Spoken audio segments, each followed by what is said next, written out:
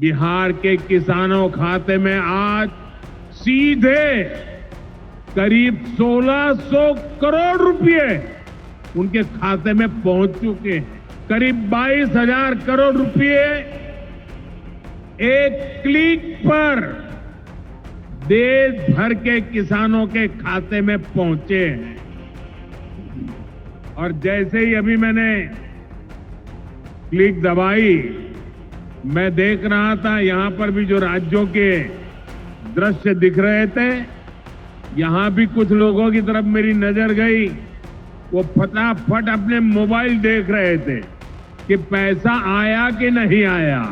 पशुओं का चारा खा सकते हैं,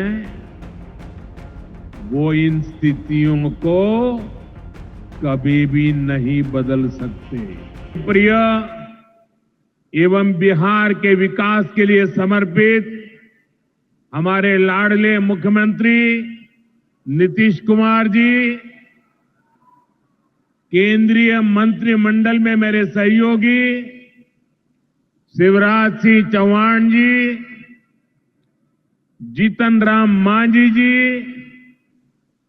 ललन सिंह जी, गिरिराज सिंह जी, चिराग पासवान जी, राज्य मंत्री श्रीमान रामनाथ ठाकुर जी, बिहार सरकार के उप मुख्यमंत्री सम्राट चौधरी जी, विजय सिन्हा जी, राज्य के अन्य मंत्री एवं जनप्रतिनिधिगण, उपस्थित महानुभाव और बिहार के मेरे प्यारे भाई और बहनों,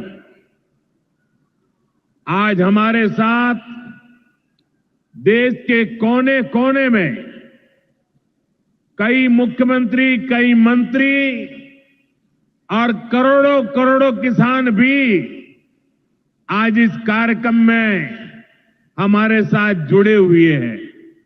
मैं उन सबको भी आदरपूर्वक नमन करता हूं।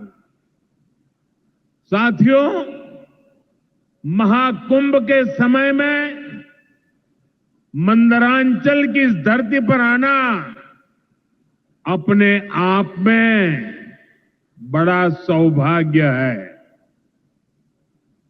इस धरती में आस्था भी है, विरासत भी है और विकसित भारत का सामर्थ्य भी है। ये शहीद तिलका मांझी की धरती है, ये सिल्क सिटी भी है। बाबा अजगैबीनाथ की इस पावन धरा में इस समय महाशिवरात्रि की भी खूब तैयारियां चल रही हैं। ऐसे पवित्र समय में मुझे पीएम किसान निधि की एक और किस्त देश के करोड़ों किसानों को भेजने का सौभाग्य मिला है। करीब 22,000 करोड़ रुपए एक क्लिक पर देश भर के किसानों के खाते में पहुंचे हैं। और जैसे ही अभी मैंने क्लिक दबाई, मैं देख रहा था यहां पर भी जो राज्यों के दृश्य दिख रहे थे, यहां भी कुछ लोगों की तरफ मेरी नजर गई। वो फटाफट अपने मोबाइल देख रहे थे कि पैसा आया कि नहीं आया, और तुरंत उनकी आंखों में चमक दिखाई देती थी। साथियों, आज जो किसान सम्मान निधि दी गई है, इसमें बिहार के भी 75 लाख से अधिक किसान परिवार है। बिहार के किसानों खाते में आज सीधे करीब 1600 करोड़ रुपए उनके खाते में पहुंच चुके हैं। मैं बिहार और देश के सभी किसान परिवारों को बहुत बहुत शुभकामनाएं देता हूं, बधाई देता हूं। साथियों, मैंने लाल किले से कहा है कि विकसित भारत के 4 मजबूत स्तंभ है। ये स्तंभ है गरीब, हमारे अन्नदाता किसान, हमारे नौजवान, हमारे युवा और हमारे देश की नारी शक्ति। एनडीए सरकार चाहे केंद्र में हो या फिर यहां नीतीश जी के नेतृत्व में चल रही सरकार हो, किसान कल्याण हमारी प्राथमिकता में है। बीते दशक में हमने किसानों की हर समस्या के समाधान के लिए पूरी शक्ति से काम किया है। किसान को खेती के लिए अच्छे बीज चाहिए, पर्याप्त और सस्ती खाद चाहिए, किसानों को सिंचाई की सुविधा चाहिए, पशुओं का बीमारी से बचाव चाहिए और आपदा के समय नुकसान से सुरक्षा चाहिए। पहले इन सभी पहलुओं को लेकर किसान संकट से घिरा रहता था। जो लोग पशुओं का चारा खा सकते हैं, वो इन स्थितियों को कभी भी नहीं बदल सकते। एनडीए सरकार ने इस स्थिति को बदला है। बीते वर्षों में हमने सैकड़ों आधुनिक किस्म के बीज किसानों को दिए। पहले यूरिया के किसान लाठी खाता था और यूरिया की कालाबाजारी होती थी। आज देखिए, किसानों को पर्याप्त खाद मिलती है। हमने तो कोरोना के महासंकट में भी किसानों को खाद की कमी नहीं होने दी। आप कल्पना कर सकते हैं कि अगर एनडीए सरकार न होती, क्या होता? साथियों, अगर एनडीए सरकार न होती तो आज भी हमारे किसान भाई बहनों को खाद के लिए लाठियां खानी पड़ती। आज भी बरौनी खाद कारखाना बंद पड़ा होता। दुनिया के अनेक देशों में खाद की बोरी जो 3,000 रुपये की मिल रही है, वो आज हम किसानों को 300 रुपये से भी कम में देते हैं। एनडीए सरकार न होती तो यूरिया की एक बोरी भी आपको 3,000 रुपये की मिलती। हमारी सरकार किसानों के बारे में सोचती है, उनकी भलाई के लिए काम करती है।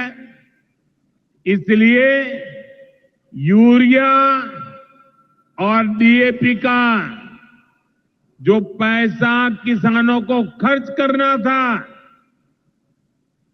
वो केंद्र सरकार खुद खर्च कर रही है।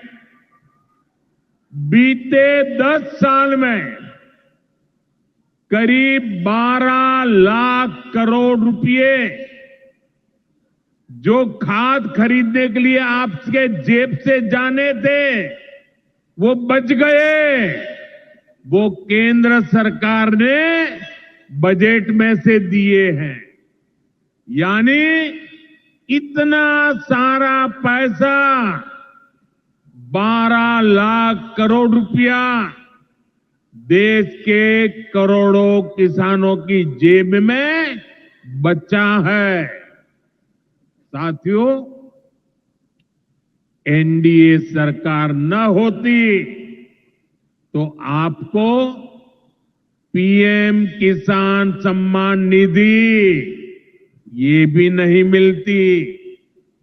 इस योजना को शुरू हुए अभी करीब 6 साल हुए हैं।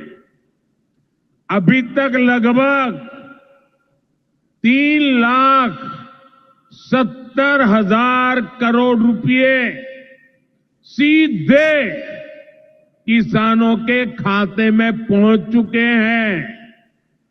बीच में कोई बिचौलिया नहीं, कोई कटकी कंपनी नहीं। 1 रुपया दिल्ली से निकले 100 पैसा सीधा पहुंचता है। ये आप जैसे छोटे किसान हैं जिनको पहले सरकार की योजनाओं का पूरा लाभ नहीं मिल पाता था। छोटे किसानों का हक भी बिचौलिए हड़प कर लेते थे। लेकिन ये मोदी है, ये नीतीश जी है जो किसानों के हक का किसी को नहीं खाने देंगे।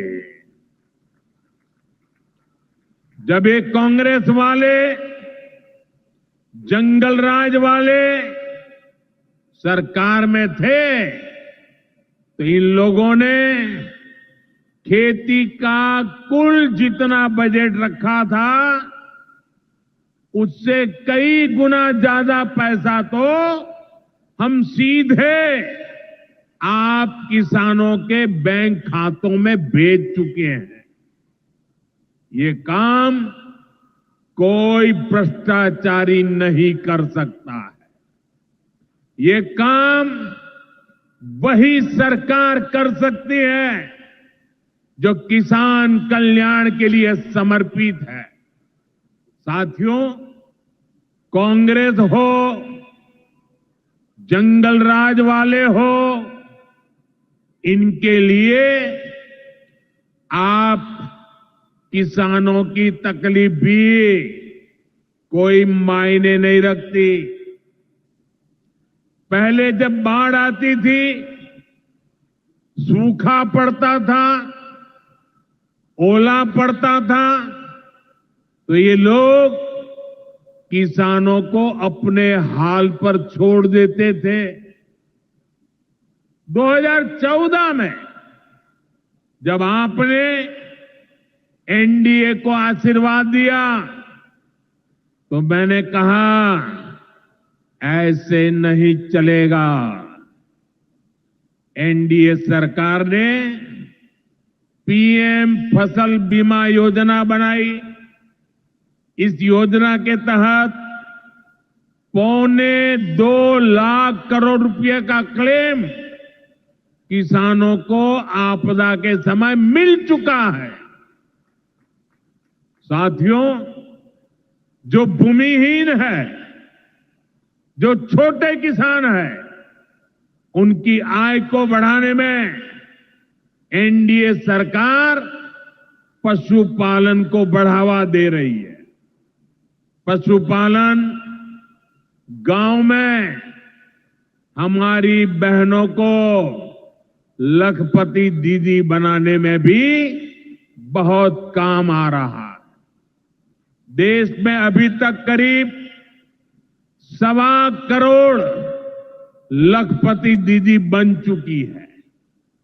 इनमें बिहार की भी हजारों जीविका दीदियां शामिल है।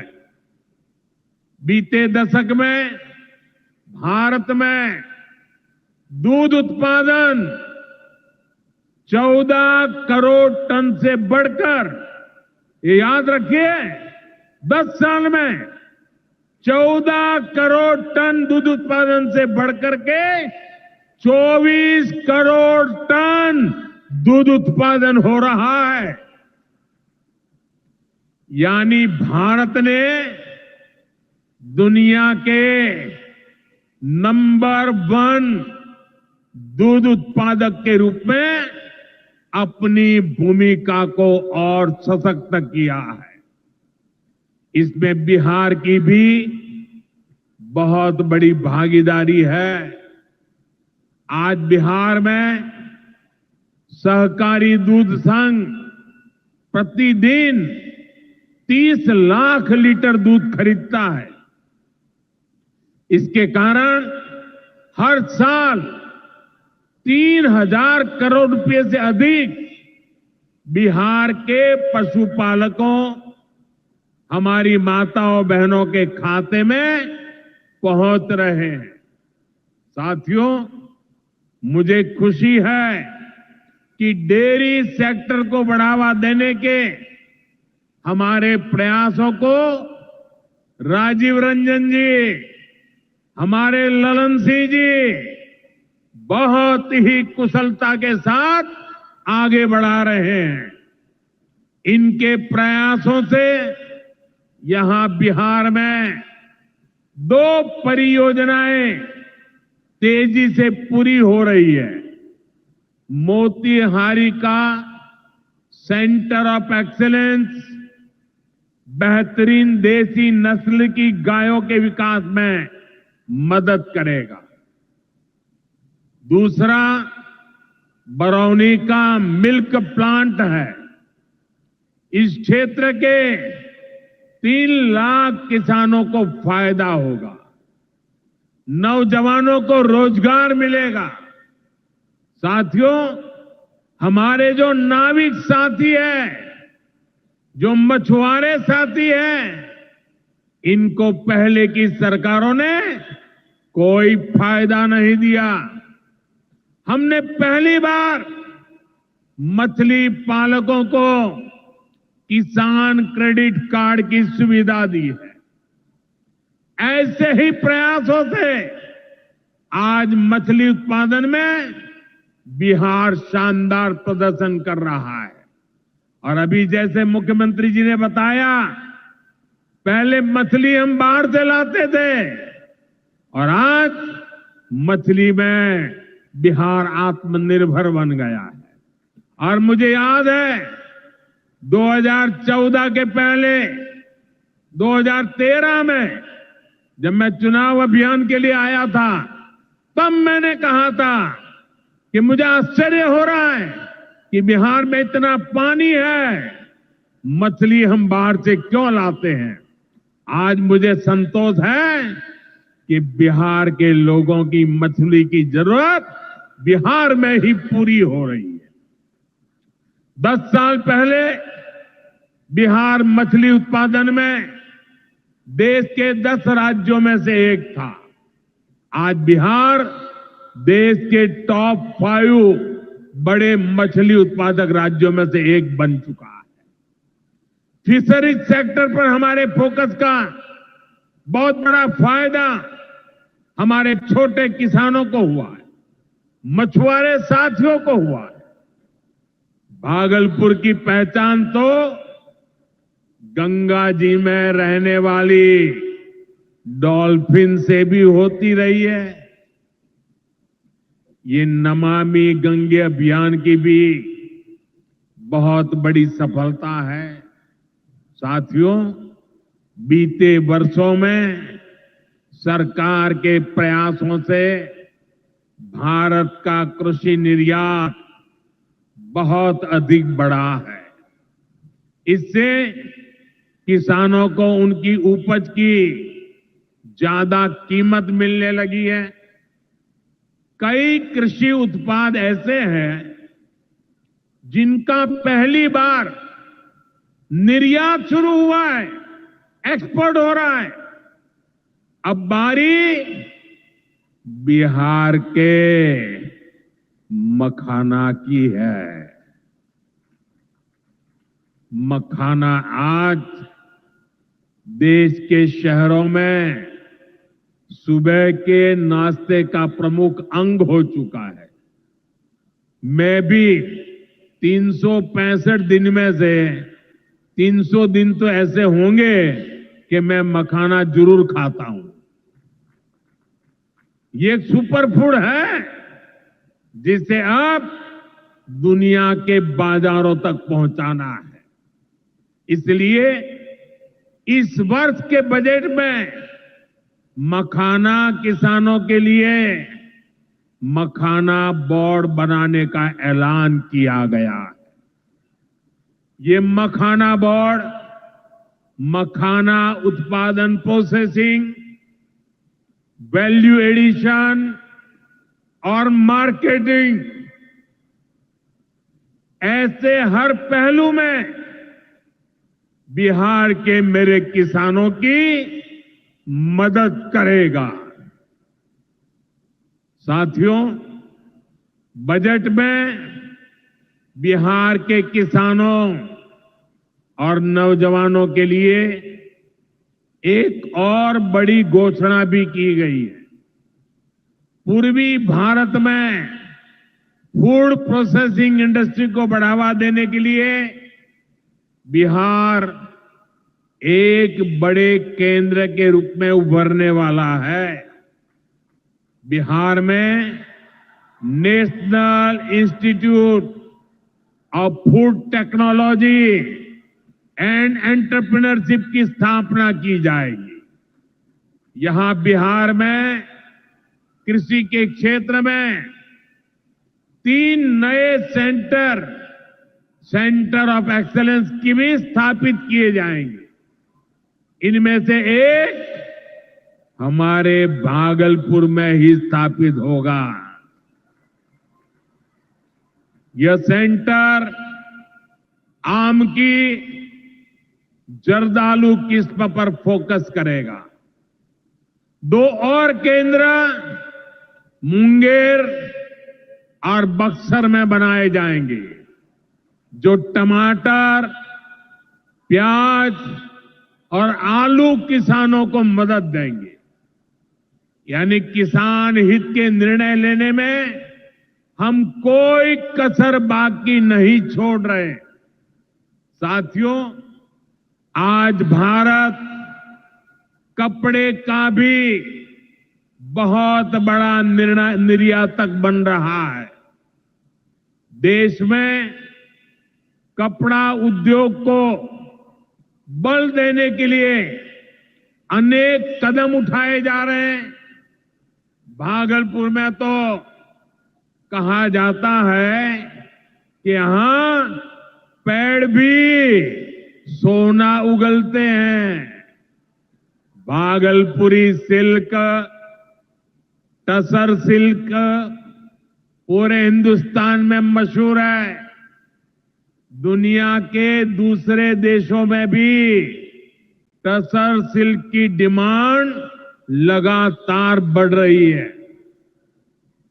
केंद्र सरकार रेशम उद्योग को बढ़ावा देने के लिए फैब्रिक और yarn dyeing unit, fabric printing unit, fabric processing unit ऐसे इंफ्रास्ट्रक्चर निर्माण पर बहुत जोर दे रही है। इससे भागलपुर के बुनकर साथियों को आधुनिक सुविधाएं मिलेगी और उनके उत्पाद दुनिया के कोने कोने में पहुंच पाएंगे। साथियों, बिहार की एक और बहुत बड़ी समस्या का समाधान एनडीए सरकार कर रही है। नदियों पर पर्याप्त पुल न होने के कारण बिहार को अनेक समस्याएं होती है। आपको आने जाने में दिक्कत ना हो, इसके लिए हम तेजी से काम कर रहे हैं। अनेकों पुल बनवा रहे हैं। यहां गंगा जी पर 4 लेन के पुल के निर्माण का भी तेजी से काम चल रहा है। इस पर 1100 करोड़ रुपए से ज्यादा खर्च किए जा रहे हैं। साथियों, बिहार में बाढ़ से भी बहुत नुकसान होता है। इसके लिए भी हमारी सरकार ने हजारों करोड़ रुपए के प्रोजेक्ट स्वीकृत किए हैं। इस वर्ष के बजट में तो पश्चिमी कोसी नहर ERM परियोजना के लिए मदद देने की घोषणा की गई है। इस परियोजना से मिथिलांचल क्षेत्र में 50,000 हेक्टेयर भूमि सिंचाई के दायरे में आएगी। इससे लाखों किसान परिवारों को लाभ होगा। साथियों, एनडीए सरकार किसानों की आय बढ़ाने के लिए अलग अलग स्तर पर काम कर रही है। भारत में उत्पादन बढ़े, दलहन और तिलहन में हम आत्मनिर्भर हो, यहां ज्यादा से ज्यादा फूड प्रोसेसिंग उद्योग लगे और हमारे किसानों के उत्पाद दुनिया भर तक पहुंचे। इसके लिए सरकार एक के बाद एक नए कदम उठा रही है। मेरा तो सपना है कि दुनिया की हर रसोई में भारत के किसान का उगाया कोई न कोई उत्पाद होना ही चाहिए। इस वर्ष के बजट ने भी इसी विजन को आगे बढ़ाया है। बजट में एक बहुत ही बड़ी पीएम धन धान्य योजना की घोषणा की गई है। इसके तहत देश के 100 ऐसे जिलों की पहचान की जाएगी जहां सबसे कम फसल उत्पादन होती है। फिर ऐसे जिलों में खेती को बढ़ावा देने के लिए विशेष अभियान चलाया जाएगा। दलहन में आत्मनिर्भरता के लिए मिशन मोड पर काम किया जाएगा। किसान ज्यादा से ज्यादा दालें उगाए, इसके लिए किसानों को प्रोत्साहन मिलेगा। दालों की एमएसपी पर खरीद को और अधिक बढ़ाया जाएगा। साथियों, आज का दिन एक और वजह से बहुत खास है। हमारी सरकार ने देश में 10,000 एफपीओ किसान उत्पादक संघ बनाने का बड़ा लक्ष्य रखा था। आज मुझे ये बताते हुए खुशी है कि देश ने इस लक्ष्य को प्राप्त कर लिया है। आज बिहार की भूमि 10,000वें एफपीओ के निर्माण की साक्षी बन रही है। मक्का, केला और धान पर काम करने वाला ये एफपीओ खगड़िया जिला में रजिस्टर हुआ है। एफपीओ सिर्फ एक संगठन नहीं होता, एक किसानों की आय बढ़ाने वाली अभूतपूर्व शक्ति है। एफपीओ की ये शक्ति छोटे छोटे किसानों को बाजार के बड़े लाभ सीधे उपलब्ध कराती है। एफपीओ के जरिए आज तमाम ऐसे अवसर हमारे किसान भाइयों बहनों को सीधे मिल रहे हैं जो पहले उपलब्ध नहीं थे। आज देश के करीब 30 लाख किसान एफपीओ से जुड़े हैं और बड़ी बात यह कि इसमें करीब 40% हमारी बहनें हैं। ये एफपीओ आज कृषि क्षेत्र में हजारों करोड़ रुपए का कारोबार करने लगे हैं। मैं सभी 10,000 एफपीओ के सदस्यों को भी बहुत बहुत बधाई देता हूं।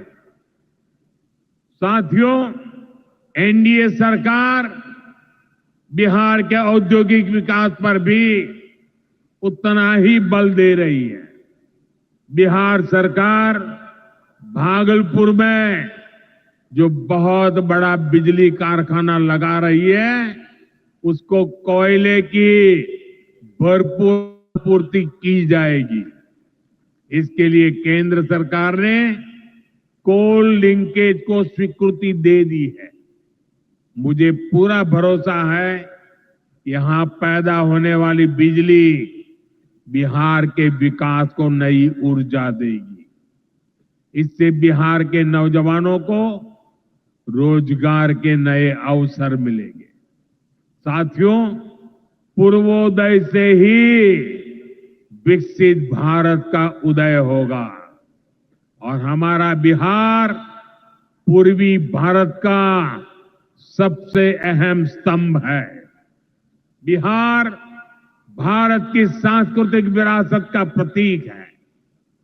कांग्रेस आरजेडी के लंबे कुशासन ने बिहार को बर्बाद किया, बिहार को बदनाम किया।